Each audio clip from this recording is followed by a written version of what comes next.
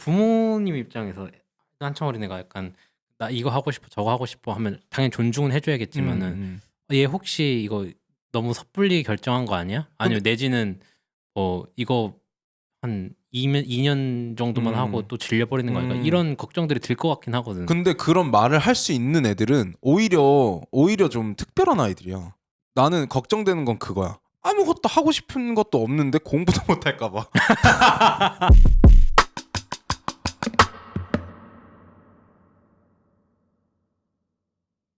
오늘 촬영일 기준으로 이제 저번 주에 수능 대학 수학 능력 평가가 있었습니다. 그때 일단 수능 본 뭐라고 해야 되죠? 수험자분들 너무 고생이 많았고 긴 학창 시절의 마침표. 요맘때가 되면 수능 철이 되잖아. 나 한 22살 때까지만 23살 정도까지만 해도 어떤 기분이 들었냐면 우수에 좀 젖었어. 아, 날씨도 좀 추워지고 이제 수능이구나. 막 뉴스에 막 올해 수능 한파 어김없이 찾아온다 이런 얘기가 들려오잖아. 그러면은 좀 그런 생각이 들더라고. 아, 이제 어떤 12년간의 그 공부의 결과물을 내 후배들이 전국에 있는 이제 후배들이 이렇게 긴장된 상태에서 이렇게 하겠구나. 다들 너무 고생했다. 너 인류의 쩌네. 그런 박애정신으로 그런 약간 그래서 좀 실제로 좀 우수에 젖는 시기를 나는 한 3, 4일 보냈습니다. 아련하게 좀 생각도 해보고 그때 나는 어땠는가 이런 거 생각을 해보고. 근데 이제 요새는 뭐 그냥 뭐 그지 많이 그때 뭐예요? 존나 알바노 약간 이렇게 되긴 했어. 그랬지. 어때 좀 둘은? 수능이 다가온다고 하면 어떤 생각이 들어? 근데 나도 비슷한 것 같아. 나도 그치 너도 흐려졌거든? 그랬지. 우세해졌진 않았어. 왜? 나는 그 뉴스 같은데 보면은 이제 가방 들쳐매고 터덜터덜 그 수험장으로 들어가는 이제 그 뒤에서 잡아주는 장면들이 뉴스에 많이 나오잖아. 그치. 그러면서 나는 항상 꽃이다라는 생각을 했지. 꽃이다? 제대로 꼬였네 인간이. 너도 그랬어? 그지? 너가 이상한 것 같은데? 그래? 나는 약간 그런 생각을 했던 너무 것 같아. 힘들었구나. 그 학창 시절이. 근데 수능 날이 나는 기억나는 게 나도 좀 되게 생생하게 기억이 나. 어땠죠? 수능? 우리의 수능. 수능 날 일단은 우리가 다 집이랑 먼 데서 학교를 다니는 애들이 많으니까. 많았지. 배제고에서 봤죠? 우리 수능? 나는 다른 데서 봤어. 딴 데서 봤어? 나는 보성고등학교인가? 보성고등학교. 한체대 앞에 있는 데서 봤는데 집에서 머니까 너무 일단 1차로 그거부터 좀 짱났지. 일찍 일어나서 나서야 된다. 그것도 있었고 그리고 그냥 수능 날이니까 그 딱 일어났을 때 아우 족같다라고 딱 일어나자마자 그런 생각이 들었던 날이 딱 2일이 있거든. 기억나는 두 날? 수능 날하고 입대 날. 입대. 그치. 수능 날도 그런 비슷한 기분이 들었던 것 같긴 해. 그래서 나는 별로 그게 막 유쾌한 기억은 아니구나. 추억도 아닌 것 같아. 나도 추억은 아니야. 그냥 기억이 좀 생생하게 난다. 난 그게 기억이 나. 이제 끝나고 나왔을 때 엄마가 학교 앞에 와 계셨었거든. 그래? 그래서 같이 택시 타고 가서 이제 둘이서 저녁을 먹었다. 그 기억이 좀 생생하게 나. 그날 아마 딱 끝나고 나오는데 우리는 제2외국어까지 봤으니까 해가 이제 넘어갈 때쯤이었던 기억이 나. 좀 눈발도 좀 날리고 좀 추웠고 그런 기억이 좀 나네요. 어떠셨죠? 수능 날? 솔직히 잘 기억이 안 나요 저는. 이제 너무 오래된 일이고 네. 10년도 넘었고 수능 당일은 별로 기억이 안 나고. 우리 한 반에서 수능을 봤잖아요. 그래 민서봐? 우리 같은 반에서 수능을 봤어. 고사장이 같았어? 고사장도 같았고 그때 당시에 그 반에 배제고등학교 13고사장이었나요? 거기에 우리 반 남자애들이 대단한데? 아마 거의 다 같이 봤어. 교육을 자격한다. 나는 기억이 안 나. 근데 그 정도면 기억할 만하지. 네? 수능에서 같은 반 친구들이 다 같이 보면 우리 반 남자애들이 중국어과 남자애들이 거의 한 옆반에 해갖고 거의 다 들어가서 한꺼번에 봤어. 그게 일반적인 상황은 아니잖아. 나는 혼자 봤던 걸로 기억하고. 그래 일반적이진 않았던 걸로 기억해. 그래서 막 이제 영어 외국어 끝나고 점심 먹나? 점심 아니. 먹고 외국어 보지. 3교시 끝나고. 근데 이제 밥 먹을 때 3교시 그냥 끝나고 밥 먹지 않아? 밥 먹을 때 아니지. 2교시 끝나고 먹지. 2교시 끝나고. 그래? 3교시가 아마 1시 15분에 시작했던 걸로 기억. 아 그래? 2교시 끝나고 먹냐? 2교시 끝나고 언어 수학 보고. 그래서 되게 재밌게 점심을 먹었던 그런 기억이 나네요. 공도 가져가지. 실제로 그 얘기를 했었어. 아 그래? 아니 수능 전날에 이제 그 뭐라 그러지? 예비 소집일 그때 또 다 같이 갈 거 아니야. 그래갖고 점심시간에 원바하자. 이렇게 머리 없는 생각을 아니 머리 없는 말을 숱하게 좀 내뱉었더랬었지요. 그때는. 그게 벌써 너무 오래전입니다. 요즘에 수능 요즘에는 좀 메타가 많이 바뀌었다 그래요. 수능이. 그니까. 그 뭐 선택형 과목들이 엄청 많다. 수학도 원래는 우리 그냥 문과 이과만 골랐는데 이제 그 선택 과목들이 3개로 해서 막 이것저것 많던데. 수학이 3개야? 수학이 3개. 어떻게 내가 3개지? 알기로는 3개로 바뀌었대. 어떻게 3개죠? 그래서 그러니까 문이과로 딱 나누는 게 아니라 그 수학 공통 수학이 있고 그리고 내가 선택할 거를 그 중에 하나를 고르는 거야. 그럼 문제는 공통 수학은 같이 보는 거고 공통 수학 뭐, 같이 보는 거고 뭐 한 15번부터는 이제 이렇게 나오겠네. 뭐 내가 수원 했어. 그러면 수원 나오고. 그 조합이 달라지는 거지. 근데 그 3개가 있는데 하나가 그 미적이고 하나가 기백이고 기하 벡터. 하나가 이제 문도리용. 전통 문도리용. 문도리용은 뭐죠? 문도리용 뭐 있잖아. 그 나머지 뭐 집합과 명제 뭐 이런 거 들어 있는 거. 나는 근데 확통이라고 할 거 그냥? 나는 집합이 그 고등학교 교과 과정에서 제외됐다고 들었어. 그래? 그러면 어쨌든 간에 확률과 통계일 거야. 확률과 통계는 아마 있을 거야. 내가 알기로는 뭐 근데 나 주워 들은 거야. 어쩌다가 그거 막 한참 또 수능 때 되니까 막 그맘때쯤에 막 알고리즘이 뜨고 이래갖고 그냥 업데이트된 상황들을 뭐 이렇게 달라졌구나. 그거는 팔로우를 했거든.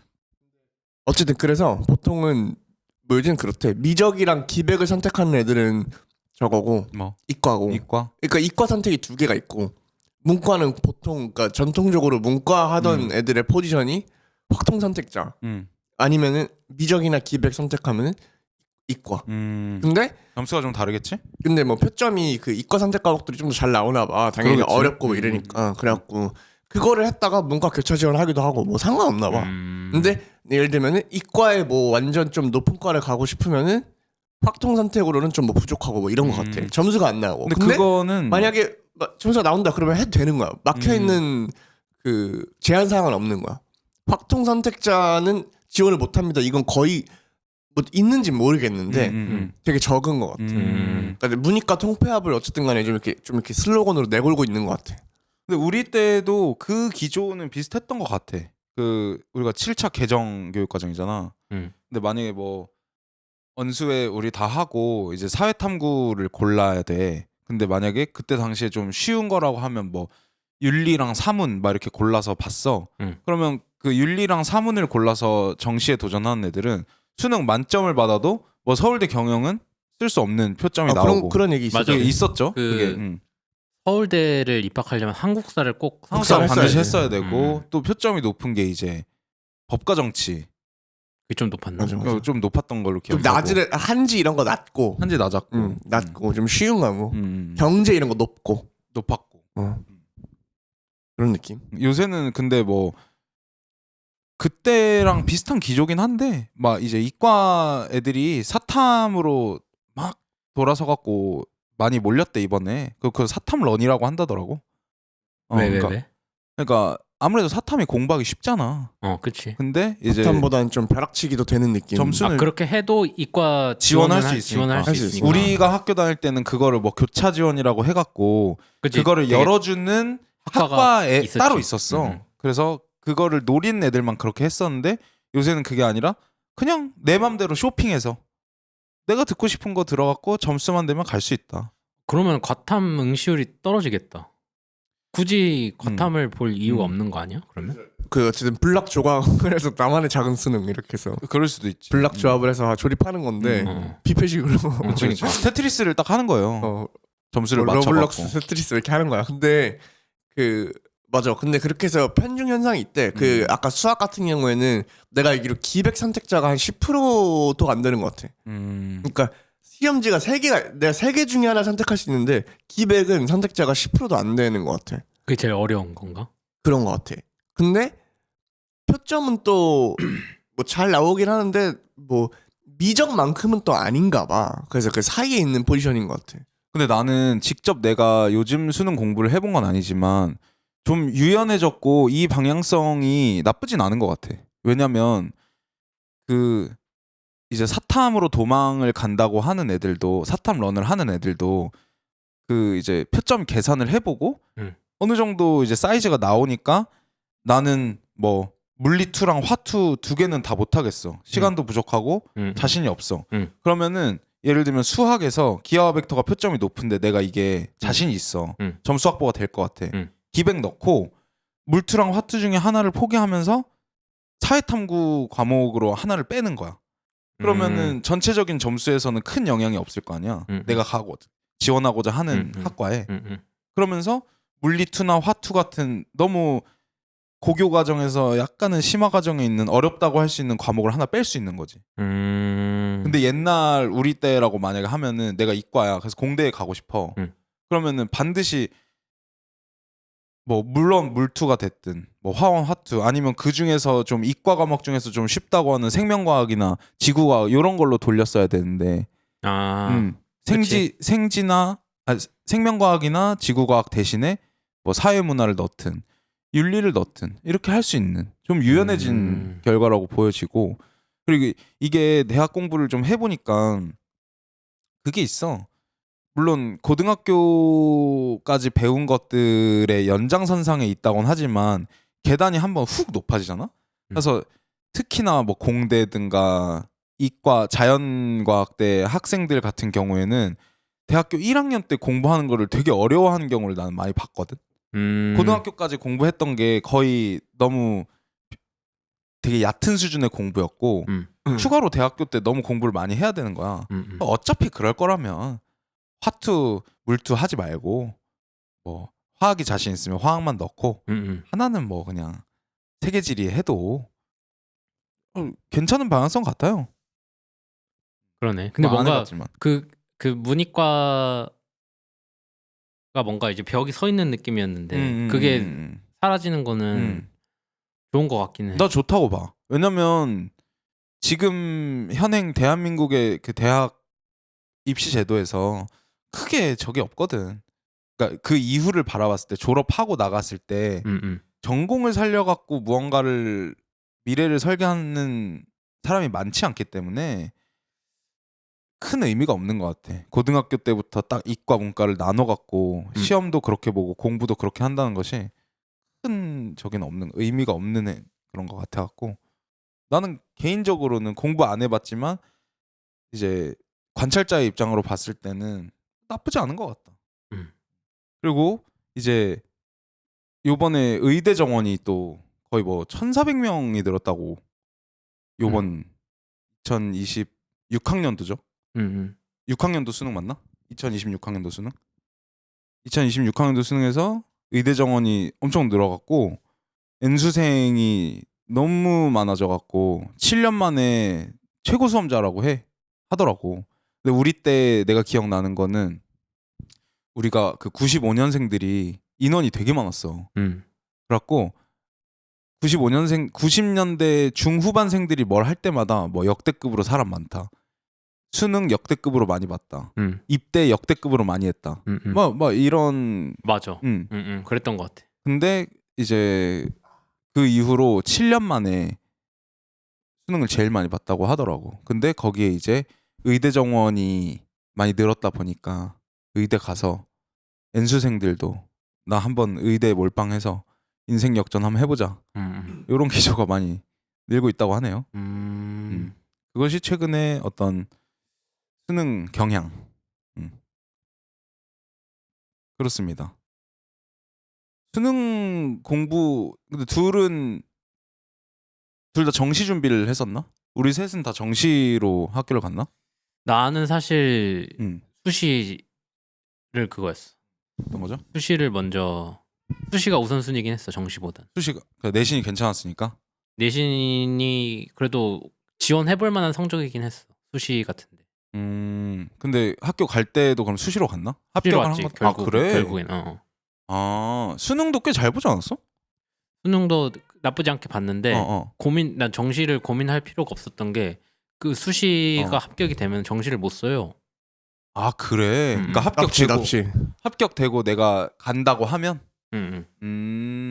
그게 그러면 내 의사 간다고 하면이 아니라 어. 그 미등록하는 것도 선택지가 없을 거예요.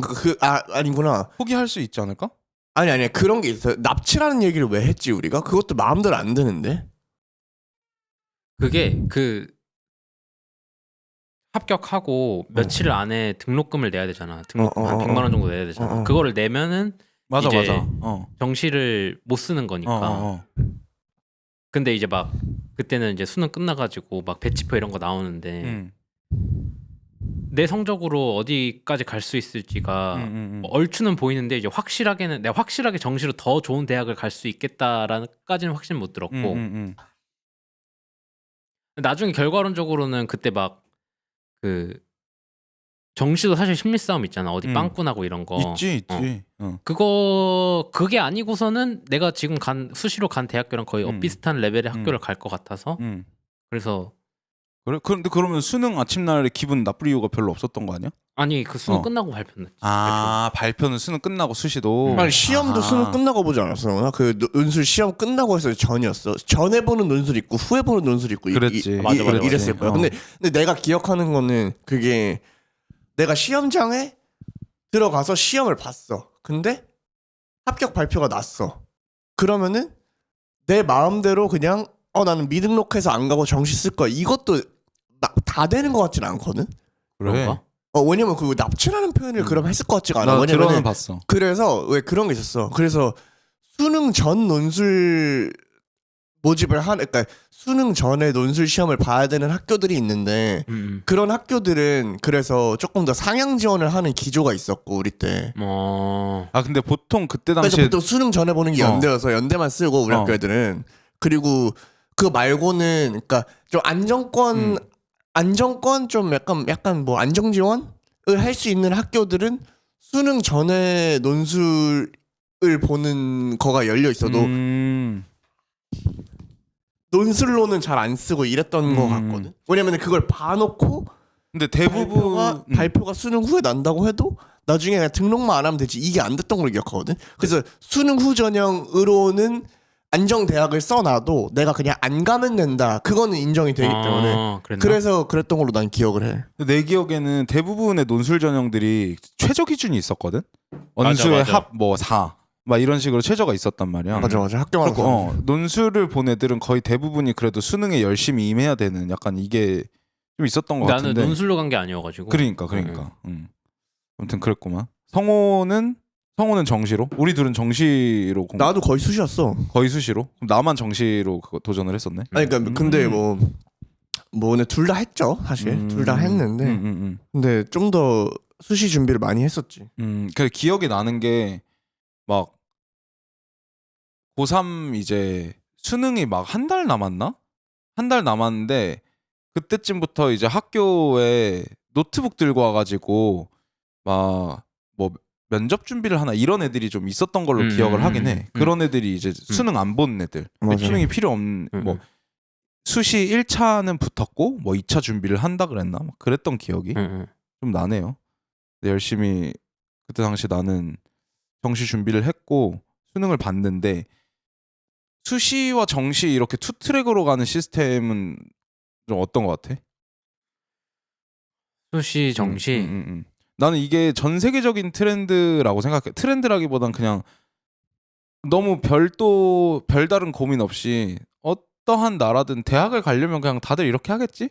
누군가는 시험 보고, 그러니까 국가에서 진행하는 시험을 보고, 누군가는 뭐 이렇게 우리나라의 수시와 비슷한 이렇게 하겠지 했는데 그건 아니더라고. 그지. 대표적으로 뭐 미국만 봐도 사실 그러니까 SAT가 대입 전형에서 차지하는 비중이 그렇게 높지는 않다고 하더라고. 알고 있거든. 오히려 막 에세이 잘 써야 되고. 그러니까. 근데 봉사 심지어 활동 이런 거 많이 해야 되고. 우리 학교에는 그 해외반 진학하는 친구들이 있었잖아. 응. 근데도 난 관심이 없었다 별로.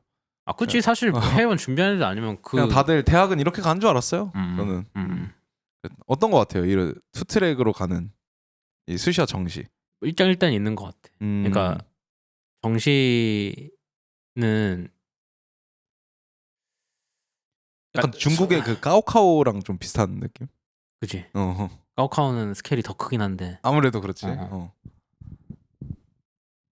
정시는 그러니까 수시가 흔히 문제점으로 지적됐던 게 내 기억으로는 우리 당시에 약간 그 불평등이 있다. 아무래도 집이 잘 살면은 아무래도 여러 가지 뭘 채워 넣을 수 있는데 그에 맞아. 반면에 집안 사정이 그렇게 여의치 않은 경우에는 상대적으로 못하니까 그런 데서 불평등이 있으니 뭐 그에 반해서 정시는 사실 뭐 우리 때만 해도 뭐 EBS 연계율 몇 퍼센트 있고 막 해가지고 50%라고 우리 때 엄청 높아. 50%라고 들었었어. 그래가지고 사실 뭐 사교육에 엄청나게 돈을 투자하지 않더라도 개인이 열심히 공부하면은 뭐 어느 정도 메이크업 할 수 있는 그게 있었던 거 실제로 그랬던 것 같아. 했던 것 같아. 그래서 뭐 일장 있는 것 같아.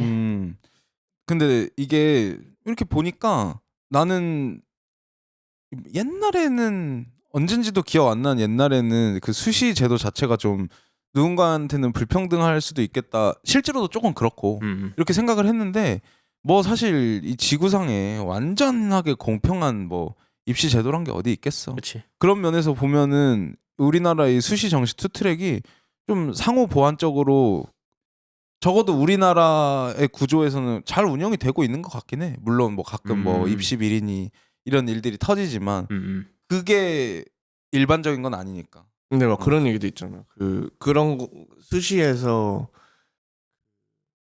약간 불평등을 좀 해결한다는 취지로 생긴 막 지역균형 선발이나 막 이런 거에 대한 막 역차별 논란 같은 것들도 있죠. 있지. 그래서 오히려 막 쟤네가 더 수혜를 받는 거 아니냐 이렇게 하면서 반감을 가지는 맞아. 그 전형의 수혜를 못 보는 비농촌 그러니까 뭐 대부분의 학생들이겠지 도시에 사는 맞아. 막 그런 애들이 불만을 제기하기도 하고 막 그러고 막 직윤충이라고 직윤충이란 말이 또 그래. 있습니까? 그 대학교 가면은 입학한 전형별로 약간 그 티어가 매겨지는 분위기가 그거 있었어. 어떻게 알아요? 어떻게 알죠? 뭘로 입학했는지? 뭐냐면 신입생들끼리 뭐 얘기를 하다 보면 그 말이 도는 거지. 근데 그렇게 해서 그렇게 들어온 친구들을 뭐라 그럴까 뭐 무시하고 차별을 좀 두는 차별하고 약간 안 좋게 보고 이런 얘기도 있다고 난 들었다. 그래서 그럴 수 있죠. 나는 그러면 안 된다고 생각하긴 하는데. 그러니까 그러면 된다고 생각하는 게 아니라 그런 현상이 발생할 수 있다. 그리고 나는 개인적으로 뭐 그게 내 생각이야. 근데 나는 사람들이 그 섞이면은 어느 정도 서로 그 닮아가고 약간 레벨링 되는 게 있다고 생각하거든. 왜 막 그런 얘기 있잖아. 그 모여 있으면 비슷해지죠. 막 잉어가 연못에 놓으면은 뭐 연못에 놓으면은 잉어가 뭐 한 30cm밖에 못 자라는데 강에다 풀어놓으면 뭐 1m까지 자라고 뭐 이런 얘기 있잖아. 근데 그게 맞는 비유인지는 모르겠지만 설령 그래 막 비싼 과외 많이 받고 막 해외 유학도 하고 어렸을 때 이미 뭐 이개 국어 막 뭐 영어 한국어 둘 다 유창하게 하고 비싼 뭐 과외 받고 이러면서 수능 성적 엄청 높게 받은 막 8학번 학생이 있어. 그리고 지역균형 선발로 혹은 막 사회적 뭐 배려 대상자 전형으로 들어온 조금 어떻게 보면은 약간 차상위 계층 친구가 있어. 환경 차이가 날 수 있지 지금 당장은. 근데 걔네가 섞여가지고 어쨌든 간에 같은 수업 듣고 뭐 막 조별 과제도 하고 이렇게 섞이면서 내 말은 내 생각에는 그렇게까지 학력에 큰 차이가 많이 안 나거든. 안 나죠? 사실 그 고등학교 때 공부랑 대학 공부는 또 성격이 달라가지고 필요 역량이나 성격도 많이 다르고 어울려서 하다 보면 내가 하고 싶은 얘기는 내가 너무 약간 막 꽃밭 뭐 내가 이렇게 얘기하면 너무 누구한테는 그냥 막 이상적인 얘기하는 거고 막 대가리 꽃밭처럼 보일 수도 있겠지만 나는 설령 지역균형 선발로 들어오고 약간 좀 그렇게 어떻게 보면은 그러니까 고등학교 때는 소위 말해서 그렇게 천재처럼 보이지 않는 친구도 같이 어울려서 하다 보면은 어느 정도 나는 발맞추어 그거 할 수 있다고 봐. 그지? 그리고 나는 이거는 이제 뭐 팩트 체크를 해봐야겠지만 여러 논문에서 실질적으로 엄청나게 유의미할 정도의 차이는 벌어지지 않았기 때문에 이 저형들이 유지되는 것도 있다고 난 봤거든. 뭐가 그러니까 사배자나 지역균형 선발로 들어온 애들이 학력이 그렇게까지 떨어지지 않는다. 근데 그 사람들이 생각하는 것만큼. 그래서 어쨌든 간에 그런 애들이 원래 그 학교에 들어올 수 있는 역량이 안 되는데 이제 마냥 꿀 빨아서 들었다라고 막 너무 안 좋게만 보는 것도 나는 그렇지 않나라고 나는 생각을 한다. 나는 들으면서 생각이 나는 거는 그 이제 우리도 셋 다 대학을 다닌 경험이 있잖아. 대학을 다녔잖아. 그러다 보니까 좀 이게 있어. 이렇게 생각하는 친구들이 분명히 학교에 있거든. 우리 셋 다 경험을 했을 테고. 근데 이렇게가 뭐야? 그러니까 그 어떤 본인이 들어온 입시 전형에 따라서 계층을 나누고 싶어하고 본인이 우월감을 느끼고 누군가를 폄하하고 그러니까 하는 나처럼 말고 내가 얘기한 그런 친구들 그런 애들이 약간 갈라치기 하고 갈라치기 끝나는 하고 분명히 나도 겪어봤고 너희도 겪어봤을 테고 근데 물론 당연히 좋지 않은 모습인데 나는 개인적으로는 크게 신경 쓰지 않고 살았던 이유는 좀 그게 있어. 아무래도 일시적인 것 같아. 그리고 보통 그런 생각을 하는 애들이 그 생각을 오랫동안 유지하지 못하도록 그래도 나는 주변에서 자정작용이 어느 정도는 된다라고 그냥 내 경험에 따르면은 그렇게 보여졌거든. 그래서 뭐 물론 나쁜 생각이고 이렇지만 주변에서 충분히 특히나 그 상위권 대학 뭐 서울대 지역 농촌 뭐 지역 균형 뭐 이런 거를로 차별한 아이들이 있다면 서울 어떤 굴지의 최고의 대학인 만큼 자정해주는 주변에 친구들이 있지 않을까 이런 생각과 바람을 좀 생각해보고 오히려 나는 지역 균형하면은 드는 생각이 약간 그게 있어.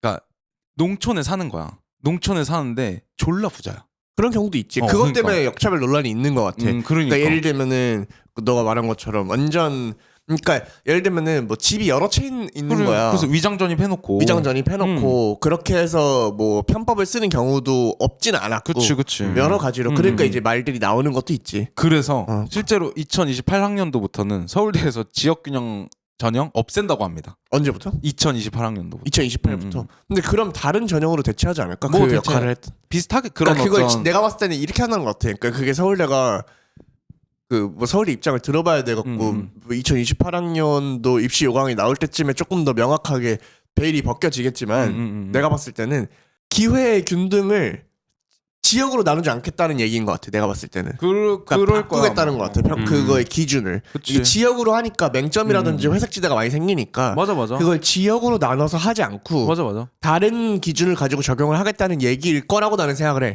그러니까 그 기회 균등 자체를 우린 앞으로 추구하지 않겠다는 아닐 것 같아. 내 생각에. 아니지. 내 생각에는. 그리고 그게 방금 이렇게 말한 것처럼 지역만으로 딱딱 나누는 않는 게 오히려 맞는 방향성이고. 그래서 뭐 소득분위 뭐 이런 것들로 뭐 바꾸겠지. 뭐 그런 걸로 좀. 그리고 필요하고 그런 것들이 어떤 사회보장적인 제도의 측면에서 필요하고. 아무튼 그렇게. 근데 나는 이제 고등학교 때 나도 뭐 논술 전형 이런 걸 준비하면서 느꼈던 게 뭐냐면 내가 직접 준비를 하고 있으면서도 이거는 좀 너무 격차가 큰 어떤 입시 방법인데? 논술이? 왜냐면 그때 내가 당시에 느꼈던 거는 뭐 솔직히 말해서 나는 고등학교 때 그렇게 막 어떤 목적을 갖고 공부한다거나 그런 게 별로 없었어. 그리고 그때 당시에 또 느꼈던 것 중에 하나는 대한민국 뭐 특히나 뭐 상위권이라고 부를 수 있는 아이들의 입시는 본인들의 역량도 중요하지만 엄마들의 정보력 싸움이구나. 이런 생각을 좀 했었거든. 근데 그런 얘기 엄청 많이 하잖아.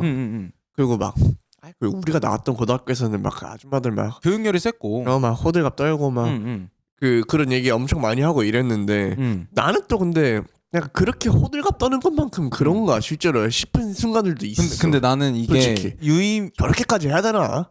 저 인터넷 찾으면 다 나오는 건데 엄마들 막 아까 막 뭔 말인지 알아? 그러니까 이런 게 좀 뭔지 있긴 해. 되게 디테일한 차이가 어느 순간에 만들어질 수는 있겠구나 이런 생각이 들긴 하더라고. 그러니까 물론 다 그렇게 한다고 해서 어떤 좋은 대학에 간 입학하는 거에 보장이 되는 건 아닌데, 그럼에도 불구하고 그 중간중간에 좀 되게 크리티컬한 그 정보랄까?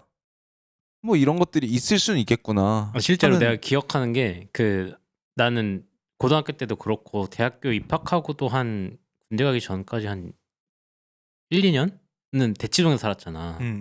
대치동에 살면은 그 대치동 카페 분위기가 있어. 맞아. 거기 들어가면은 이제 학부모님들이 모여가지고 약간 세미나처럼 서로 이제 정보를 나누고 있어. 맞아. 그런 게 약간 그 대치동 일대 카페 그 풍경이었거든. 맞아. 그리고 룸 있는 한식당 이런 데 보면 아줌마들 막 방 잡고 거기서 침묵하고 나 그래서- 그거 몰라. 그거까지 내가 야, 그걸 장난 가본 적이 아니야. 없으니까. 장난 아니야. 그러니까 막 한식당 중에서 이렇게 룸으로 돼 있는 좀 이렇게 고급 한식당 있잖아. 아니 근데 대치동까지 꼭 갈 것도 없이 그냥 우리 학부모들 특히 엄마들은 그냥 시간 나면 그걸 했어 내 기억에는. 맞아. 뭐 나는 우리 엄마 절대 못 가겠어. 근데 나는 그때 당시에는 그거에 대한 생각도 별로 없어서 뭐 엄마한테 너가 뭐 못 가게 한 거야? 이런- 엄마가 별로 관심 없으셨을 수도 아니야 있지. 원래 이거 한다는데. 아, 진짜? 물어봤어 나한테. 가도 되냐? 절대 가지 말라 그랬어. 어머님이 뭐 믿음이 있으셨거나 뭐 그런 거 안 해도 너가 잘 할 수 있을 거란 그런 게 있으셨으니까 뭐 더 그러셨겠지. 야, 사모님가 폐악질한 거 아니야? 가지 말라고 했잖아. 이러면서. 뭉쾅 닫으면서. 그래서 안 됐어. 그럴 순 없지. 너 이 새끼 의심스러워. 아무튼 그건 아니었고 어머님의 믿음이었던 걸로. 나를 믿어서 그랬던 것 같진 않고. 엄마도 근데 사실 약간 귀찮음이 약간 있긴 했던 거 같아. 아니 근데 그래도 성훈이 뭐 너는 전혀 그런데 어머님이나 아버님이 신경 안 쓰셨다고는 했지만 그래도 대치동에 있는 뭐 소위 말하는 일타라는 선생님들 강의 같이 듣고 이랬었잖아요. 그치. 근데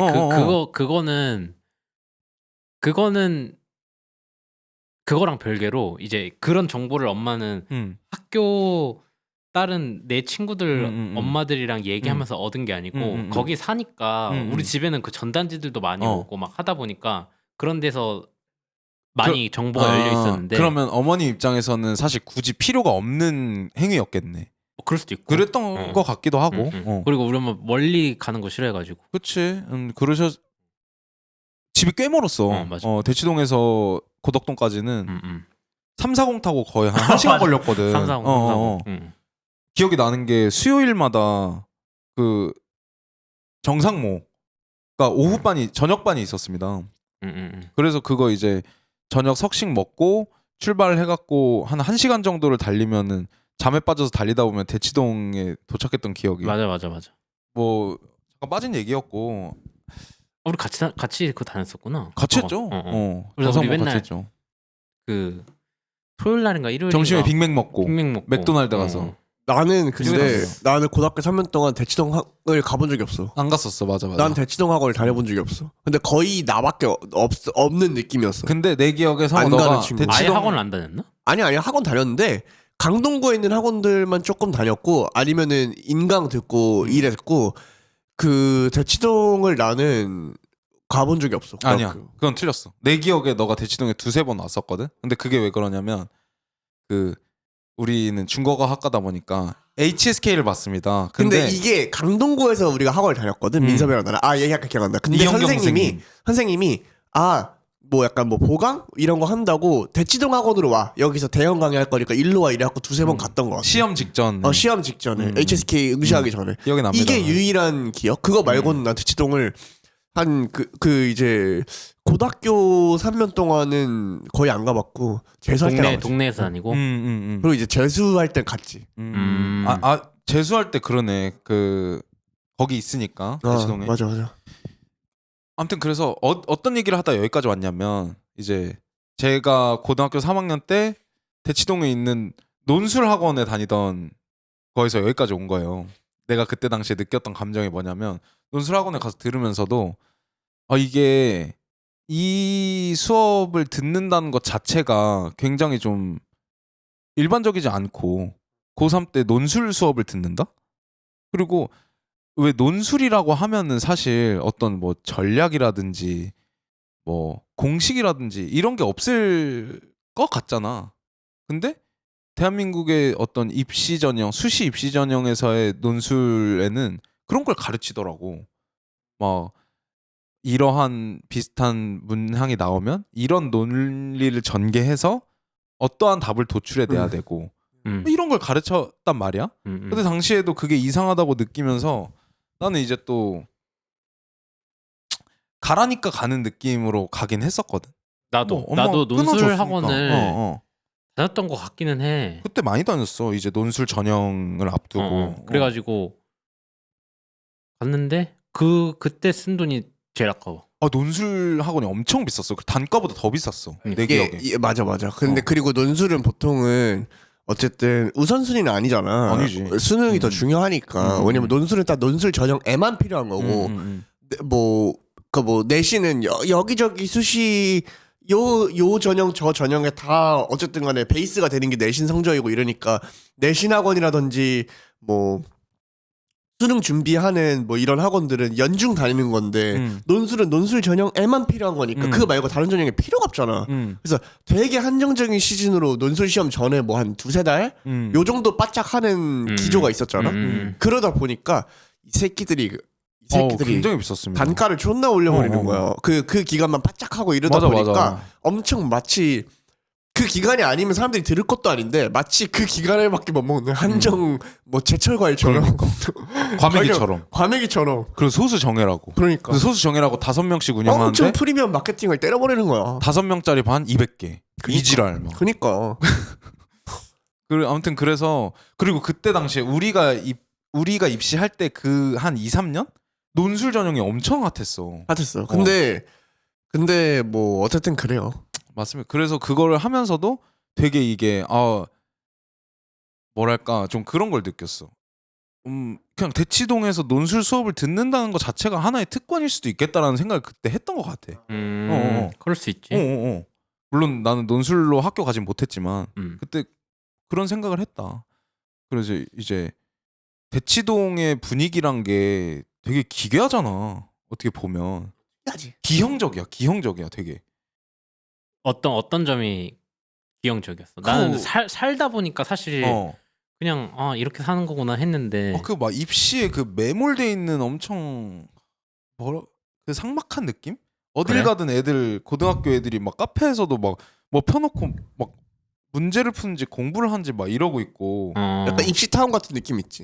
그리고 막 그 대로변에 그냥 벤츠랑 아우디 졸라 서 있고 애들 태우려고 막. 그치 10시 그때 우리 막 학원이 10시 이후로는 운영을 못했잖아. 못했어. 그래서 심지어 일부 학원은 샷다 내리고 그런 소문이 돌았었지. 벌금 하는 학원들이 있었어. 있지. 있었어. 있는데 벌금 그거 감수하고 그냥 또 소수 정리로. 그래서 막 이제 뭐 스타 강사라고 하면서 그리고 우리 학교 같은 경우에는 아무래도 학교 끝나고 대치동에서 보이는 애들이 엄청 많았잖아요. 그러다 보니까 학교 선생님들 많이 무시했습니다. 학교에서 그래? 엄청 심했지. 그래. 그러니까 무시를 한다는 게 막 대놓고 인격적인 모독을 한다 이게 아니라 그 사람의 어떤 강의력이나 가르치는 거에 대해서 이미 다 배웠다 이거야. 특히나 고3 때는 그 기조가 내가 느끼기로 엄청 심했어. 그리고 너네 기억 나는지 모르겠지만 천기훈 선생님 시간에 애들 그냥 다 잤어. 그냥 30명이 그냥 다 잤어. 그래갖고 막 근데도 그냥 꿋꿋이 그냥 강의하다 나가시고 이게 보면서도 굉장히 좀 엄청 총극이구나 이런 걸 느꼈던 기억이. 모르신다면 두 분 주무신 거예요. 천기훈 선생님 시간에. 천기훈 선생님 나 담임쌤이었는데? 담임선생님이었어. 나는 3학년 때 천기훈 선생님이 수업 안 들어왔어. 맞다. 1반에는 안 들어갔어. 내 기억에. 맞아. 2반하고 뭐 밑에 독일어과 막 이렇게 들어갔던 기억. 근데 다 자진 않았을 걸. 왜냐면 너네 그 반에도 그 내신 준비하는 애들이 있을 텐데. 그러니까 진짜 그거지. 한 해봐야 4-5명도 안 깨 있는 그런 풍경을 나도 자다가 일어나서 봤다. 나 역시 자다가 깨서 문득 눈을 떠갖고 봤는데 주변이 싹 다 선생님 혼자 강의하고 있고 앞에 2-3명만 그냥 눈 뜨고 걔네도 뭐 그 수업은 안 들어. 대치동 학원 문제 푸는 거야. 그런 총극이 많이 벌어졌습니다. 이렇게 어떻게 보세요? 이 사교육 수능의 그림자잖아요. 어떻게 보면 그렇지. 없어질 수가 없잖아. 근데 뭐 물론 정부에서는 사교육의 비중 줄이겠다고 내놓고 있는 정책이나 이런 것들이 많지만 현실적으로 없어지기 힘들다고 봐. 근데 요새 사교육 시장의 파이 자체가 어때? 나는 근데 이런 얘기를 좀 들었거든. 전보다는 많이 약간 그러니까 뭐 사양 산업까지는 아닌데 아직 그건 항상 수요가 있고 우리나라에서는 치열하니까 그 정도는 아닌데 사양 산업까지는 아닌데 그래도 전보다는 많이 죽었다고 난 들었거든. 학령 인구가 줄어서. 학령 인구가 맞아. 줄어. 그러니까 그치. 애기들이 일단 적으니까. 그래서 우리 때는 진짜로 뭐 너도 나도 뛰어들어갖고 막 하고 되게 뭐라 그래야 돼. 좀 다른 업계에 있는 사람들도 약간 뭐 입시 업계로 넘어갈 정도로 그게 있었다면 요새는 약간 고등학교 인간 강사들이 약간 뭐 공단기 같은 걸로 넘어간다던가. 그래서 예를 들면 뭐 최태성 그 국사 가르치던 최태성이 국어냐 국사냐? 국사. 최태성 같은 사람들이 이제 공단기 공무원 시험 국사로 넘어가고 막 국어쌤들 중에서도 이런 사람들이 있고 막 그러니까 뭐 접점이 있는 과목들은 뭐 이런 얘기를 들었거든. 그게 나는 제일 먼저 학령 인구가 일단 떠오르고 왜냐면 우리 때는 사람이 많았는데 걔네들이 어떻게 보면 고스란히 취업 시장으로 몰려서 뭐 공무원 준비한다 이거야. 그럼 거기 시장이 또 파이가 커진 거잖아. 글로 간 걸 수도 있고. 그리고 좀 몇 가지 따져봐야 될 게 이런 게 있는 것 같아. 나는 대한민국의 사교육이라고 하면은 보통 이제 문제되는 게 진짜 그 극상위권 그 이렇게 몰려 있는 거기에 사교육을 말하는 경우가 많잖아. 문제점을 짚는 경우가 많잖아. 근데 그러면은 사교육이라는 시장 전체의 파일을 놓고 보면은 줄어들었을지언정 그 뭐 대치동, 뭐 목동, 뭐 요런 그지. 그렇다고 그 전체 파이는 줄었을지는 줄었을지언정 몰라도 1인당 지출은 사실 더 늘었을 수도 그랬을 있다. 것 같아 나는. 그리고 사실 진짜 문제 핵심은 거기에 있고. 그래서 요새 뭐 잠깐 빠진 얘기를 하자면 우리 때는 이제 재수종합반 하면은 제일 유명한 학원 하면 강남대성이었거든.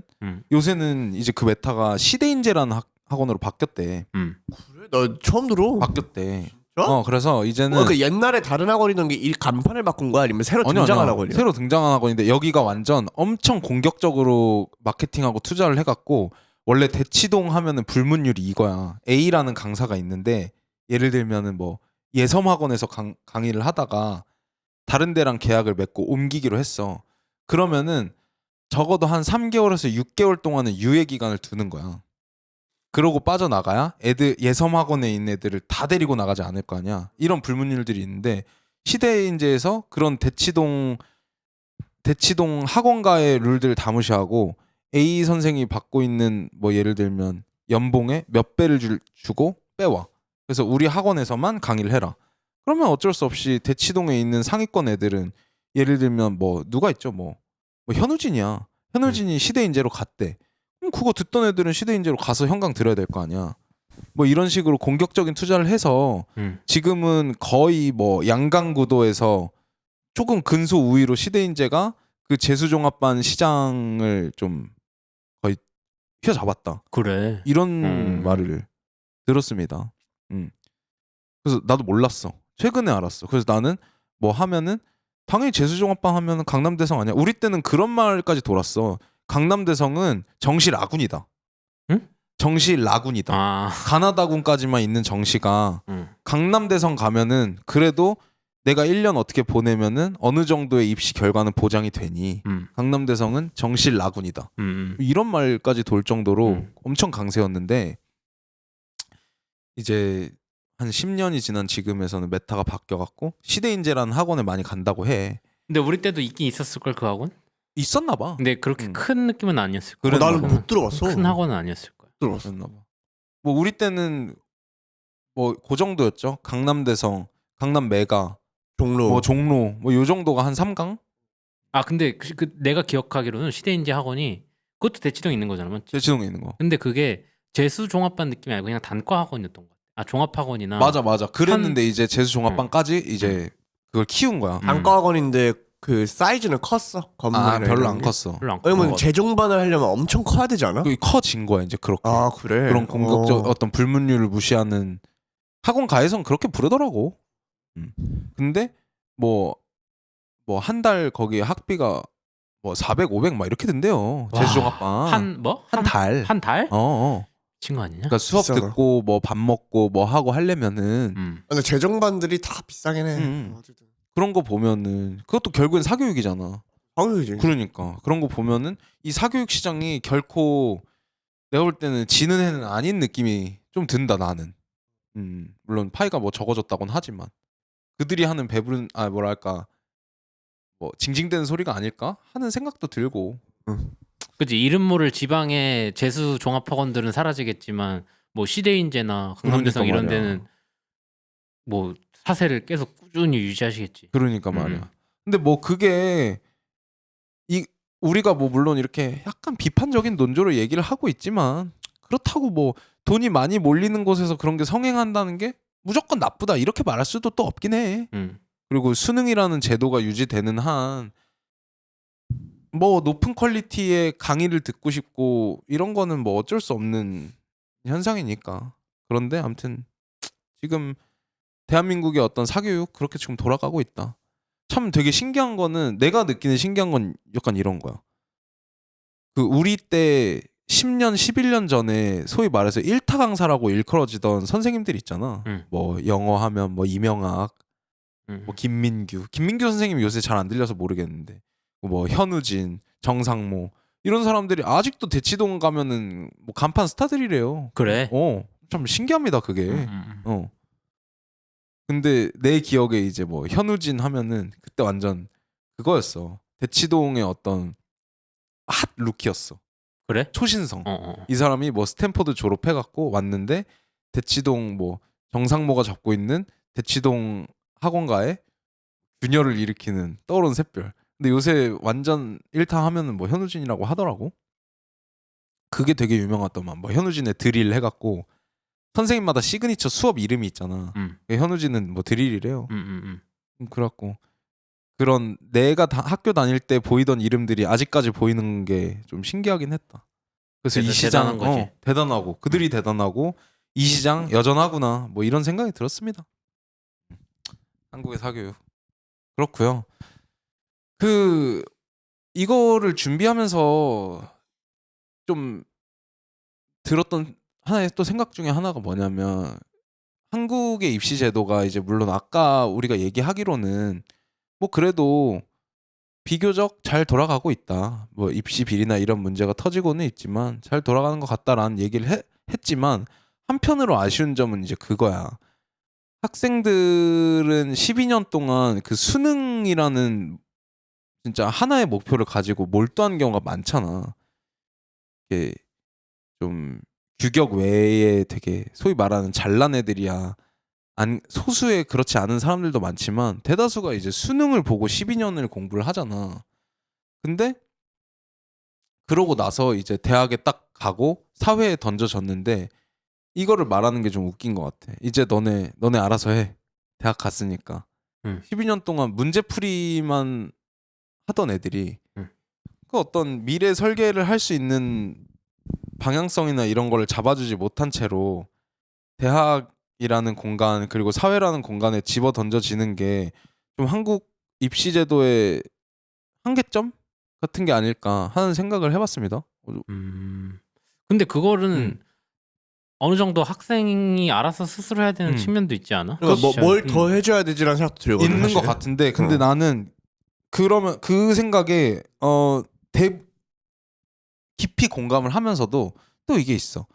어른들, 교육하는 사람들, 뭐 부모들 이런 사람들이 애들한테 공부를 시키는데 그 이제 공부를 함에 있어서 왜 공부를 하는지에 대해서 물론 소수의 좀 특출난 아이들은 그거를 좀 일찍 깨달을 수 있어. 왜 공부를 해야 하고 어떤 이점이 있고 이런 거에 대해서. 근데 뭐 일반적인 학생에 가까웠던 나의 경우를 돌이켜 보자면 왜 공부하는지를 알지는 못했었던 것 같거든. 대부분이 그렇지. 대부분이 좀 그런 것 같기도 하고.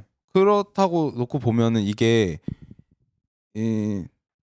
한국의 입시 제도 자체가 좀 그렇게 맞춰져 있다 보니까 어른들은 아무래도 나중 일은 좀 더 네가 커서 생각할 시간을 갖고 일단은 대학에 가라. 이게 그치. 좀 그런 면은 있지. 사실 그 대학 전공 이런 거 정할 때 내가 뭘 하고 싶은지, 그러니까. 내가 어떤 커리어를 만들어 나가고 싶은지 이런 것들을 고려해서 정할 수밖에 없잖아. 중요한 결정이니까. 그러니까. 근데 사실 딱 그때가 되면은 점수 맞춰 가는 거예요. 점수 맞춰 가기도 하고.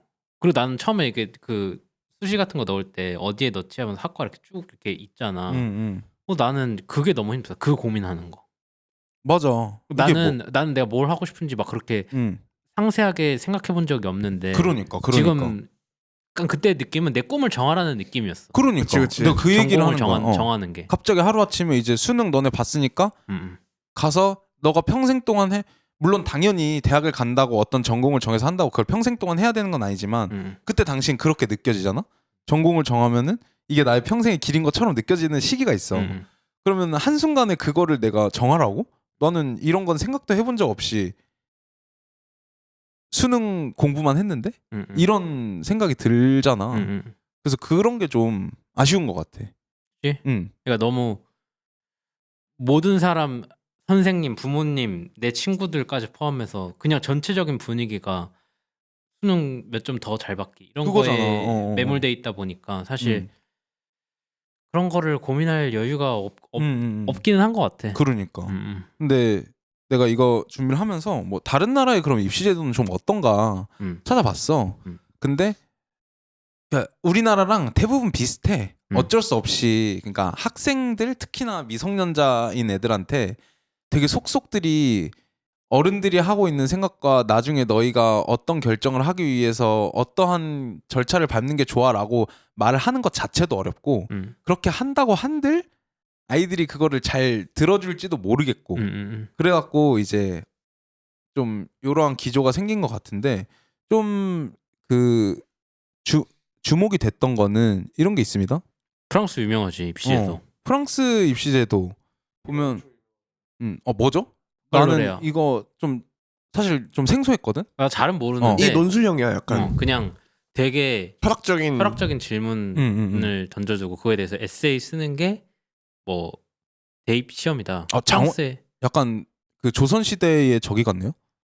과거 시험 느낌이 좀 나. 과거 시험 느낌이에요. 맞아. 과거 시험 느낌 나는. 중용에 대해서 논하라. 뭐 약간 이런. 어떤 거? 중용에 대해 논하라. 중용에 대해서 논하라. 약간 이런 것처럼 바칼로레아가 그런 느낌일 걸. 근데 사실 그때 막 그 이게 열풍이 불면서 우리도 그 인문학 교육을 강화해야 된다. 막 이런 식으로 하면서 이게 같이 소개가 됐던 것 같아. 언제였지? 그게 언제쯤이야? 우리 한창 대학 입학할 때쯤? 그때 인문학 교육을 강화하자는 그게 있었어. 그런 분위기가? 그랬나? 그래가지고 막 바칼로레아가 그냥 되게 단순하게 철학적인 질문이 나오고 그거에 대해서 에세이를 쓰는 것처럼 나왔지만 근데 여기도 대학 가는 방법이 엄청 많더라고. 바칼로레아만 있는 게 아니고 뭐 또 별도 시험도 본대요. 학교들마다. 프랑스에 있는 큰 대학교에 가려면은 1, 2년 동안 그랑제골이었나? 그랑제골. 거기서 뭐 해야 되고 그러니까 좋은 대학을 입학하기 위한 사전 교육 기관이 있더라고. 그게 그랑제골인지 모르겠는데. 조금은 약간 그냥 딱 바칼로레아만 있는 거 아니었어? 그냥 그건 아니고 거기서 명문을 쓰면은 장원 급제 최고의 대학에 가고 막 이런 건 아니고. 그런 건 아니고. 근데 내가 여기다가 적어놨다고 생각했는데 여기엔 지금 뭐 빠져 있는 것 같긴 한데 아무튼 그러니까 좀 독일이었나 프랑스였나가 막 그런 걸 한다더라고. 이제 애들이 본인이 진학하고 싶은 본인이 관심이 있는 분야들에 대해서 탐구할 수 있는 시간이 뭐 고등학교 2년 3년 동안 그 필수적인 그런 게 있대. 얘를 우리나라로 하면은 지금의 약간 그 취업 지원 센터 느낌? 그래서 좀 이제 애들이 입시를 위한 공부만을 하는 게 아니라 미래에 내가 어떤 걸 하고 싶고 어떤 세상에 어떤 일들이 있고 뭐 이런 거를 알아볼 수 있는 시간들 좀 그런 게 우리나라에도 있으면은 좀 더 선택의 폭도 넓어질 것 같고 막 의대 몰림 이런 것도 조금 줄어들지 않을까 하는 아쉬움. 그치. 그러니까 그런 고민들이 우리나라에서는 약간 대학 입학 후로 다 미뤄져 있는 것 같아. 미뤄지는 것 같아. 일단은 대학 가라. 가고 생각해. 묻지 따지 말고 일단 대학 들어가. 너 대학 가면 살 빠지고 여자친구 생겨. 다 예뻐지고 가서 해도 되니까 연애도 지금 하지 말고 다 하지 말고 일단 대학 가. 그런 게 있지. 이해하시나요? 그 말에 대해서 지금은 부모님들의 그 말. 부모님 좀 와닿는 것 같아? 이게 부모님 세대 때랑 우리 세대 때랑 좀 다르지. 왜냐면 그들에게는 그게 어느 정도 맞는 말이었을 수도 있어. 시대에는 그 시대에는 일단은 그러던 시대잖아. 우리 부모님 때는 왜 그런 얘기 되게 많잖아. 뭐 일단 대학교 잘 가면은 막 진짜 막 거의 막 학점 2점대여도 일단 뭐 대기업에서 다 업어가고 막 이러던 되게 취업하기 쉬웠던 왜냐면 고도 성장을 하던 시기고 채용도 막 1000명 단위로 해버리고 막 대기업은 막 이러던 시절이었으니까 일단 좋은 대학 간판을 따면은 어느 정도 인생이 풀린다 하는 것도 이제 그들의 시대에는 맞는 말이었을 수 있지. 근데 우리 부모님 세대는 이제 그거에 너무 익숙해지고 본인들한테 그게 맞았으니까 자식들한테도 그 가치를 그대로 투영하려고 하는데 이제 자식들이 이제 성인이 되는 요맘때는 시대가 너무 달라져 버린 건 있지. 맞아. 왜냐면 대학에 간다고 해도 사실 인생이 막 해결되진 않거든. 그렇지. 뭐 도움될 수는 있겠지만 네가 하려고 하는 일에 따라서 대학이 도움될 수는 있겠지만 대학이 뭐를 되게 많은 걸 해주진 않거든. 그 이후에 고민해야 될 게 되게 많잖아. 많지. 네. 근데 그냥 어렴풋하게 무슨 말을 하려고 한지는 알 것 같아. 그러니까 뭐 그냥 되짚어 보자면 이런 거 아니었을까? 잡념에 빠지지 말고 일단 선택과 집중을 하라. 그런 뜻으로 지금은 이해를 하고 있습니다. 약간 옛날에 우리 부모님 세대는 대학 가면은 그게 약 성공의 발판 같은 느낌이었다면은 지금은 내가 느끼기에 대학은 그냥 그 사회 일원으로 들어가기 위한 약간 최소 조건 같은 느낌. 지금 우린 대학 진학률이 너무 높고 옛날에 초등학교 안 나오면 이상해 보이는 것처럼. 약간 너 대학 안 나왔어? 대학 교육 거의 필수 교육 느낌이잖아. 우리나라에서는. 대학 너무 많고. 그러니까 이 애가 사람 구실을 하려면 일단 대학은 가야겠구나. 너 대학도 안 나왔어? 그러니까 이렇게 돼버리는. 사실 대학 간다고 해서 성화 말한 대로 사실 해결되는 게 그렇게 크게 많지는 않은데 어쨌든 그 통념이라는 게 사실 있으니까. 그치. 그러니까 그거를 무시할 수가 없는 거야. 근데 이 논쟁은 사실 이 이야기는 우리 때에도 있었어. 우리 때에도. 근데 물론 조금 더 발전되고 심화됐겠지만 근데 이제 그냥 이 논란이 누구도 이렇게 자신 있게 이제 대한민국에서 오늘 12시부터는 대한민국에서 대학 안 나와도 됩니다.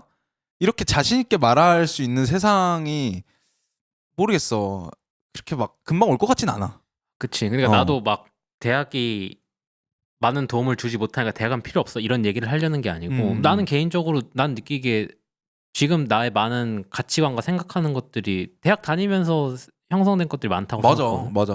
그래서 나는 그 의미 있는 대학 4년이었는데 근데 그게 그럴 수도 있어. 그러니까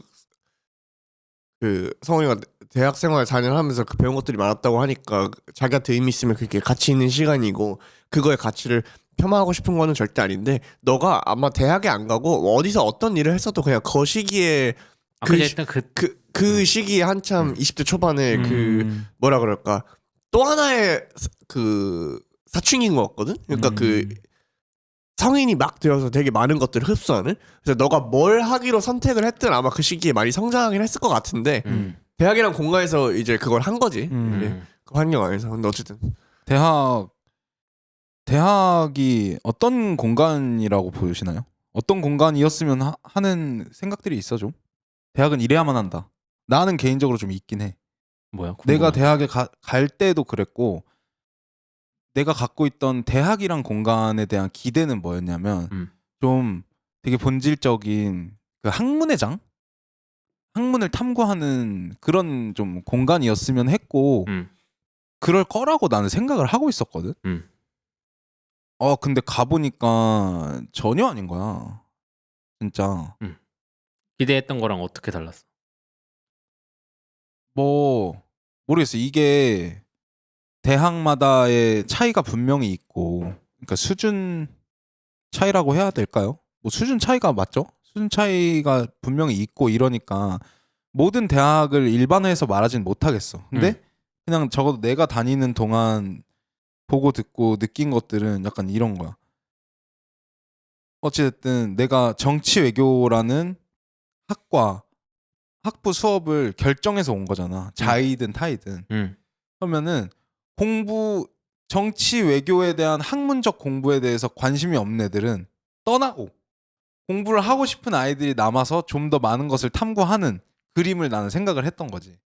그게 그냥 나 개인적으로는 맞다고 보고 이상적인 어떤 방향이라고 보는 건데 그렇지가 않은 거야. 갔는데 막 솔직한 말로 공부에 관심 있는 애들 한 명도 거의 못 만난 것 같아. 뭐 선배들 중에 뭐 그래 봐야 한두 명?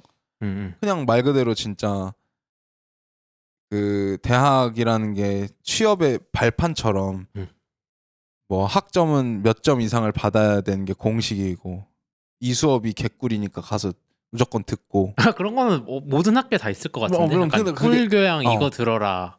그러니까. 전공 이거 들으면은 이 교수님 거 들으면은 그치. 학점 잘 나온다. 맞아. 뭐 이런 거야 많지. 그게 완전한 오답이라고 뭐 다 틀렸어. 너네 이렇게 하는 거는 절대 아니야. 라고 말을 하려는 건 아니고 그냥 그때 당시 20살에 내가 딱 처음 접했던 대학의 이미지가 내 머릿속에 있던 것과는 좀 괴리감이 있었다. 그렇지. 좀 내가 되게 좀 이상적인 생각을 좀 했었나 봐. 대학이 그랬으면 한다 하고. 실제로 나는 지금도 그 생각에는 별로 변함이 없는 것 같기는 해. 대학은 공부를 위한 공간이었으면 좋겠어 나는. 그래. 공부를 하고 싶은 사람이 대학에 갔으면 좋겠어. 나는 약간 생각이 다른 게 나 고등학교 때도 비슷한 생각을 했었어. 그러니까 내가 대학을 뭔가 목적처럼 생각하기보다는 그러니까 수단으로 내가 여기서 나와서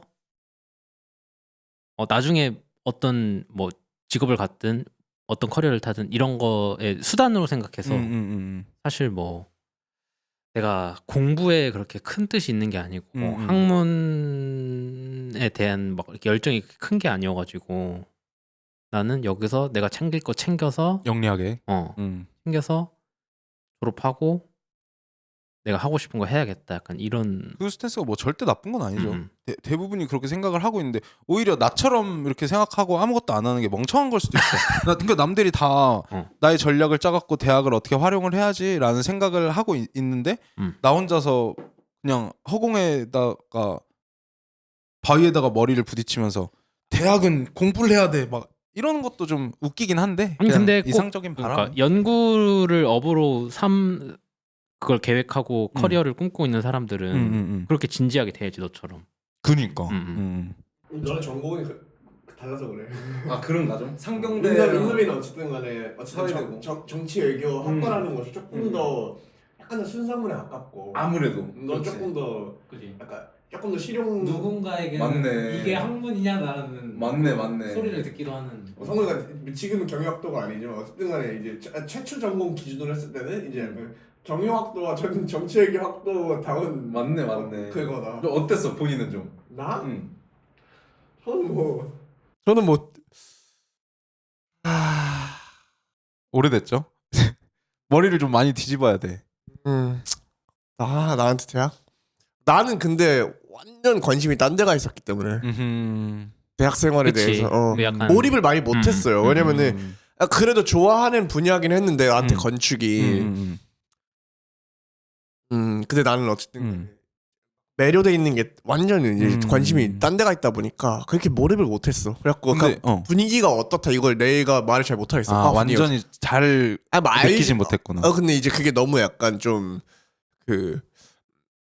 피상적으로 약간 관찰자 느낌으로 알고 있는 것 같아. 왜냐면 내가 막 몰입을 해갖고 막 그 1인칭으로 내 주위 친구들하고 같이 같은 입장으로 미래를 고민해본 게 아니라서 난 약간 이렇게 멀찍이서 본 느낌이라. 물론 다니지만 본인의 과거의 기억이라 본인이 가장 좀 생생하게 느끼고 있겠지만 내가 20대 초반에 이제 그때 당시에는 자주 만났잖아요. 지금보다 더. 그러면서 작업실이 또 가깝기도 했고. 요새 근데 민서 요새 더 자주 보는 것 같기도 해. 그런가? 왜냐면 우리가 2주에 한 번은 꼭 만나니까. 그건 또 그렇다. 그때도 자주 만났는데 그때는 이제 약속을 잡아야 보는 건데 지금 우리가 거의 학교처럼 만나는 맞다 맞다. 근데 그때 요새 제일 당시에- 자주 봐. 난 그래서 좋아. 좋지. 요새는 거의 2주에 한 번은 꼭 하니까. 맞네. 빈도는 훨씬 높긴 하네. 이제 그 향후 오늘 포함 우리 3주 연속으로 봐야 될걸? 그러네. 스케줄 잡혀있는 12월 7일까지. 아무튼 그때 당시에 내가 느끼기로는 얘가 그래도 학교를 되게 진지하게 다닌다라는 생각을 나는 오히려 했던 것 같아. 아 그래? 너가 막 저녁에 만났는데 막 무슨 과제를 했고 뭐 이제 그 뭐라 그러죠? 조별 과제 같은 거 얘기도 하고. 그래? 그거 그냥 그날 해서 얘기한 거 아니야? 근데 그러니까 만약에 너가 진짜로 아예 그때 당시에 너가 하고 싶어 하는 것과 학문에 대한 이게 한쪽을 만약에 아예 닫아놨어 너가 나는 여기서 그냥 개판 칠 거야 라는 생각을 했다면 나는 그 정도의 진심도 안 보였을 거라는 생각을 그때는 했었거든. 아 그래서 전공을 좋아하긴 했어요. 그러니까 전공을 좋아하긴 나는 했어요. 그렇게 느꼈단 말이야. 어쨌든 뭐 어쨌든 지난 얘기입니다 다. 근데 그걸로 뭘 해보겠다고 하기보다는 그 분야를 좋아했어. 전공 분야를. 그거 재밌어 했던 건 있어. 그래서 너가 실제로 막 수업 듣거나 막 어떤 교수님 얘기를 하면서 그게 재밌다고 얘기했던 기억이 좀 납니다. 이 얘기 하니까 갑자기 떠오르는 게 어느 날 갑자기 카톡이 와가지고 자기 이제 가겠다는 거야. 그 뭐라 그러죠? 입학 어딜 가? 입학처. 내가? 너가 입학처라고 하나요? 거기를 이제 가겠대. 왜 가냐고 물어보니까 오늘 자퇴서를 내겠다. 그래서 그 자퇴서 나 여기서 자퇴했다 얘기 안 할라 했는데. 이거 자르자. 아니 농담이야. 그래? 농담이야. 이미 거기서 얘기했어. 우리 옛날 팟캐스트. 맞네. 그래서 그 자퇴서 사진을 나한테 딱 보내줬단 말이야. 그 사진 아직도 제 아카이브 돼 있습니다. 진짜 나는 없는데. 그래. 나중에 그 보내줘라. 보내줄게. 근데 거기 이제 그러니까 자퇴를 하고자 하는 이유를 맨 마지막에 쓰는 란이 있거든요. 뭐라고 했어? 거기에 뭐라고 썼냐? 너무 까불었을 것 같은데. 뭐라고 했어? 나의 꿈을 찾기 위해서. 아 그래? 진짜? 정확한 워딩은 기억이 안 나는데 뭐 아무튼 이런 되게 당돌한 어떤 세상에 대한 도전장 같은 포드감을 느낌의 잔뜩 떨었네. 뭐 그랬던 기억이. 나도 그때 그 무렵 기억나. 왜냐면은 그때 성호가 전화해가지고 자기 진짜 지금 일생일대 결단을 한번 내려야 될 것 같아. 그래 맞아. 그래가지고 전화 와가지고 할까 말까 진짜 진지하게 고민하고 있다고. 그래가지고 늦은 밤인데 통화를 꽤 오래 했던 기억이 나거든. 맞아, 우리 통화를 자주 했어 그때. 기억이 납니다. 참 그랬던 게. 한국은 그때에 비해서 좀 바뀌었을까요? 저는 많이 바뀌진 않은 것 같아요. 그냥 어떤 대학에 대한. 대학 꼭 가야 할까요? 대학? 현실적으로 말하면. 그래 좀 나눠서 얘기를 해보자. 현실과 어떤 조금 현실적으로 이상적으로 말하면 아직까지는 뭐 확실한 계획이 없다. 그러면 나는 가는 게 좋다고 봐. 그런데 왜냐면은 이게 그 대학이 아니고 혼자 내 진로 설계를 해나가려면은 더 어려워. 여간 복잡한 게 아니거든. 그래서 맞아. 이제 비슷한 처지에 있고 그다음에 교수님들도 있고 다른 뭐 학교의 프로그램도 많으니까 그런 걸 통해서 설계를 해보면은 해 나가면은 그래도 좀 도움이 될 것 같다. 근데 한편으로 드는 생각은 그 부모님 세대부터 우리도 어느 정도 영향을 받고 있는 그 대학을 나와야 성공할 수 있다는 그런 공식처럼 여겨지던 게 많이 무너졌다. 그거 말고도 성공할 수 있는 방법은 엄청 많다. 많죠. 우리 팟캐스트 하듯이. 그리고 그거를 실제로 직접 경험해본 우리 같은 세대가 부모님이 되잖아. 그러면은 뭔가 대학에 대한 집착이 좀 떨어질 수도 있지 않을까. 그럴 것 같은데. 생각이 들기도 해. 오히려 약간 유튜브 학원 같은 데 보내가지고. 맞아.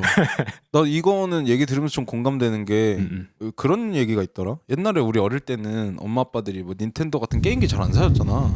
요새는 그냥 잘 사준다는 거야. 그게 이제 그때 당시에 애들이 커갖고 엄마 아빠가 돼서 그 기억이 좀 남아 있는 거야.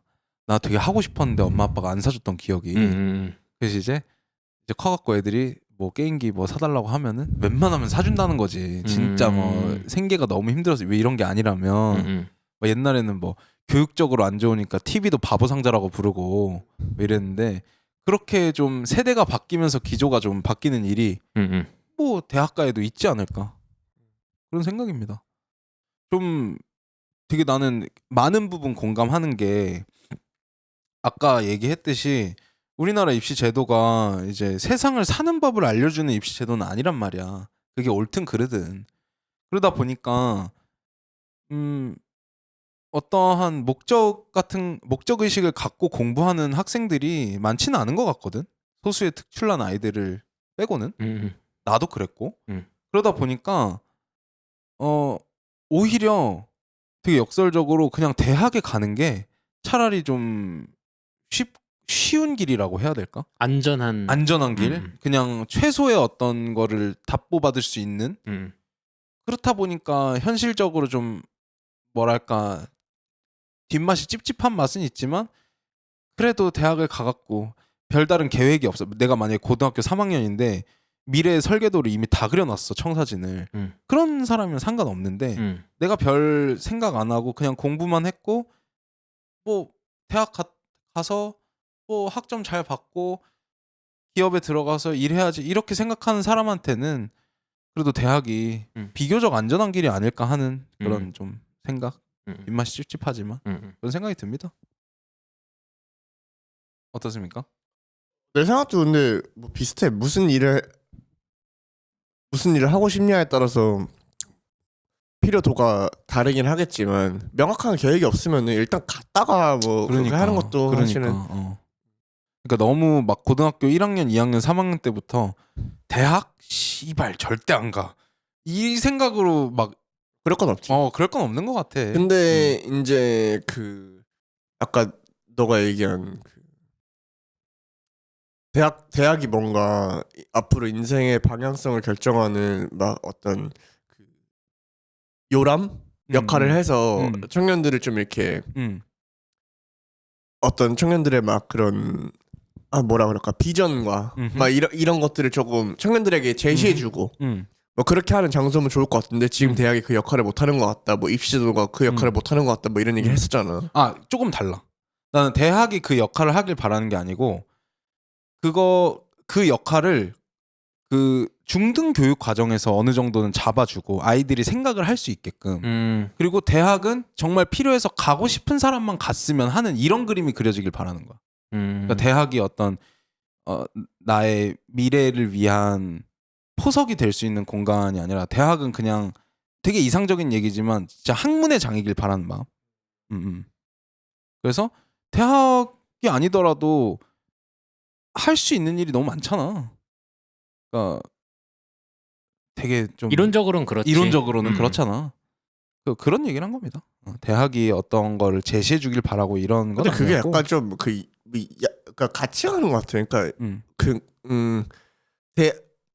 어떤 전공이어도 상관없으니까 무조건 대학에 가야 한다.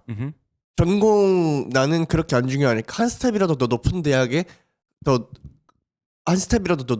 간판을 따는 게 더 중요하다. 요거를 조금 그래도 중요하게 생각하는 기조가 있잖아. 아직은 있지. 우리나라 사회에서는 대학 간판 중요하게 생각하고 이러다 보니까 전공은 뭐 나중에 바꿔도 되고 뭐 이런 얘기 하면서 그러니까 대학은 내가 공부하고 싶은 걸 공부하러 가는 곳이야. 혹은 뭐 약간 뭐 비슷한 꿈을 가지고 있는 친구들하고 뭐 앞으로 미래를 준비하기 위한 뭐 어떤 네트워킹의 장이야. 뭐 약간 이런 거 좀 건설적인데 그렇다기보다는 그냥 일단 가야 하는 곳이고 최대한 좋은 간판을 달면 좋고 요게 있고 그거에 너무 집착을 하다 보니까 중등 교육 과정에서 포커스도 거기에 맞춰져 있잖아.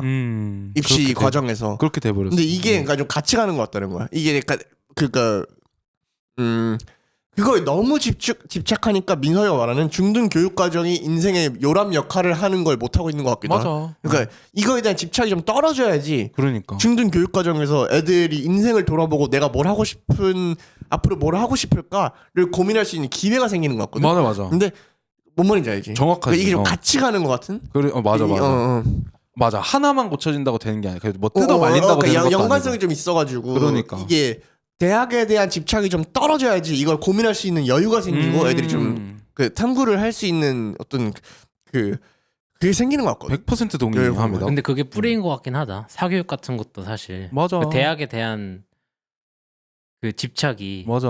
사교육도 그렇고 그다음에 아까 얘기했던 중고등학교에서 너무 이제 수능에만 몰두하는 것도 그렇고. 그러니까 당연히 대학이 닭이 먼저냐 달걀이 먼저냐 약간 요 그러네. 느낌인데 그렇게 돼버렸네. 약간 요 느낌인 것 같기도 한데 고민을 안 해서 일단 대학에 가려고 하는 게 문제인가 아니면 대학에 가는 거에 너무 집착하다 보니까 고민을 안 하는 것인가 약간 그러게 약간 말이야. 요 느낌이거든. 그러게 말이야. 이렇게 무한 궤도 어려운 일입니다. 그래요. 나중에 육아를 하게 된다면 나는 이런 고민을 되게 깊게 할 것 같아. 그때 가서 또 그러겠지. 어떤 방향을 보여줄 수 있을 것인가에 대해서. 근데 또 한편으로는 이런 생각도 한다. 내가 요새 살다 보면은 우리 부모님, 엄마, 아빠들이 했던 그때는 이해 안 가던 말들을 내가 요새는 간혹 내뱉을 때가 있어. 예를 들어. 그러니까 뭐 그냥 되게 세상에 대한 좀 시니컬한 반응들 있잖아. 세상은 원래 이래 이런. 그런 것처럼 지금 내가 이런 생각을 갖고 있지만 나중에 내 아이를 키우다 보면은 나도 모르게 그런 말을 하고 있지는 않을까 하는 두려움. 야 일단 대학에 가. 일단 공부해. 이렇게. 설득을 하기가 힘들 수도 있겠다라는 생각을 해.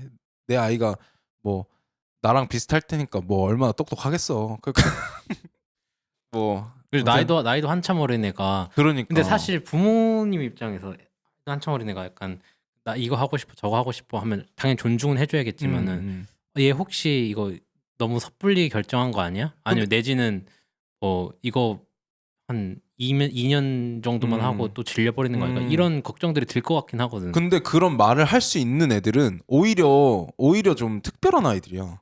나는 걱정되는 건 그거야. 아무것도 하고 싶은 것도 없는데 공부도 못 할까 봐. 그러면 문제가 되는 거야. 최악의 상황이네. 너 하고 싶은 게 있니? 관심 있는 게 있니? 라고 했는데 대답 오는 건 아무도 없고 내가 이 아이를 지켜봤는데도 별로 하고 싶은 게 없어 보여. 맨날 유튜브나 보고 게임만 해. 근데 공부도 잘 못해. 그럼 얼마나 저기겠어. 어떻게 이 아이에게 세상 사는 법을 알려줘야 하지? 이런 고민이 좀 들 것 같다. 근데 너는 어려운 길을 가겠다고 하면 어떨 것 같아? 뭐 예를 들어서 MMA 선수가 되고 싶대. 나는 그러니까 그런 게 하고 싶다는 게 있으면 지금 마음만 같아서는 응원을 해줄 것 같아. 해봐. 오케이 해봐. 공부를 걔가 잘하더라도. 근데 나 같은 경우도 그러니까 제일 속상한 거는 애가 그러니까 뭐 예를 들면 공부를 하고 싶어하는 애다 그럼 공부, 뭐 운동을 하고 싶어하는 애다 그럼 운동, 음악을 하고 싶어하는 애다 그럼 음악. 뭘 하고 싶어 해도 다 응원해주고 싶고 지금 마음 같아서는 잘 못하더라도 그러고 싶거든. 근데 그 제일 속상한 거는 이거일 것 같아. 하고 싶은 게 없는 애일까 봐. 그러니까 아무것도 민석이가 말한 것처럼 내가 생각하는 제일 속상한 시나리오는 진짜 방구석에서 게임만 하고 유튜브 보는 거 말고 너는 뭐 요새 뭐 삶이 뭐 어때? 뭐 하고 싶어? 그런 얘기를 했는데 대화 자체를 안 하는 애 있잖아. 나가 아빠. 그러니까 그러면서 유튜브만 보고 게임만 하는 이게 내가 생각할 수 있는 최악의 시나리오. 그러니까. 제일 속상할 것 같거든. 자식이 이럴 때. 왜냐면은 뭘 어떻게 해줘야 돼 이런 애를. 해줄 수가 없어. 그리고 마음의 문을 닫아버리면 그니까 걱정이 됩니다. 그럼 진짜 어떻게 해야 될까? 그래도 뭘 하긴 해야 되니까 내 쫓아야지 뭐. 빠따 들고 공부시켜야지. 그러니까 그렇게 돼버린 게 아닐까 하는 뭐 때일은 기후일 수도 있지만 그런 생각이 든다. 아니면 약간 그 좀 리버스 테라피로 빠따 들고 유튜브랑 게임 계속하라고. 유튜브 보고 게임 계속하라고. 아 빠따를 계속 치는 거야. 야 왜 자? 왜 밥 먹어? 왜 화장실 가? 왜 게임 안 해? 왜 게임 안 해? 이러면은 콩 팔게요. 근데 그러면 진짜 개 최악으로 아이가 더 이상 세상에 발붙일 곳이 없어갖고 스스로 극단적. 그건 아우 너무. 그거 너무 어쨌든 간에 그렇게 해서 아예 그냥 충격요법으로 게임이랑 유튜브의 정을 털리게 만드는. 정을 털리게. 그럼 뭔가 막 그런 거 차라리 운동할게요. 차라리. 그거 부모님들이 많이 쓰는 요법이야. 약간, 충격요법. 형제들이 과자 같은 걸로 막 싸워 없어가지고 자기가 먹겠다고 그러면은 이제 엄마가 화나가지고 경험자리고. 카드 주고 이거 한 박스 사오라 그래. 진짜. 그다음에 앉은 자리에서 너 다 먹어. 악기발이 해병대식 악기발이 아니야? 나 이거 처음 들어. 내 경험담이야? 경험담이야? 그거 있었던 것 같아. 그래. 난 처음 들어. 나는 진짜 그래? 징하셨나? 근데 보통 너하고 형 같은 경우에는 싸우는 포지션이 아니지 않았어? 보통 어렸을 때 졸라 싸웠지. 보통 맞지 않았어?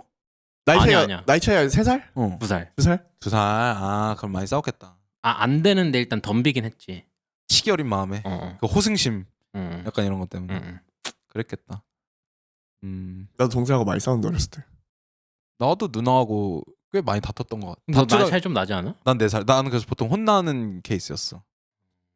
혼나거나 아니면. 근데 형제한테 혼나는 건 어떻게 혼나? 나는 형이랑 나이 차이 안 나니까 혼난다는 느낌보다는 나도 혼난다기. 나는 1살 차이라서 더 그랬어. 더 그냥 사실 뭐 똑같지 뭐 맘먹는 거지 뭐. 엎드려 혼난다기보다는 뻗쳐 하고 막 빠따 때리고 그래. 하고 싶은 말이 있거나 이런데 이제 논리력으로 밀리게 되는 상황이 벌어지는 거지.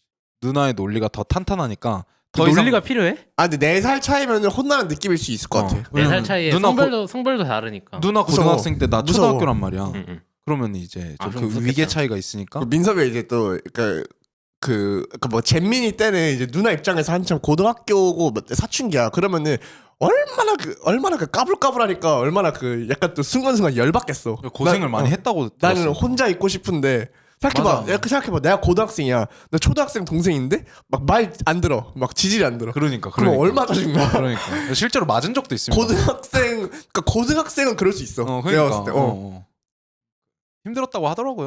고등학교 때가 누나한테. 또 제일 또 어쨌든 간에 또 사춘기고 이러니까. 맞아. 그러니까 형하고는 조금 다른 느낌. 물론 형 나 겪어본 적은 없지만 조금 달라요. 누나는. 특히나 나이 차이가 좀 나는 누나는 좀 달라요. 그런 게 있구만. 그 대학을 졸업한 지도 시간이 많이 흘렀습니다. 요번 수능 본 모든 분들 좋은 결과 있길 바라고. 그러니까 이 말 너무 많이 들었겠지만 수능이 인생의 전부는 아니다. 이 점을 좀 기억하고 앞으로의 인생을 계획했으면 좋겠습니다. 너무 고생했고.